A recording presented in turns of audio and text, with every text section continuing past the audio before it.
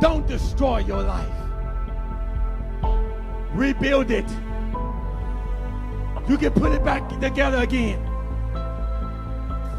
You can say, yeah, all the things I had planned, they all messed up. My children, they're all locked up. Some of my children are dead. Some of my children are sleeping on the streets. The young man might say, all of my homeboys are dead, those that I used to run the streets with. And they told me in my mind, I can't sleep, so I drank a sip of liquor to drink the pain away. I want to let you know, you can't cut it out. You can't dope it out. But if you come to Jesus, God will erase all of that.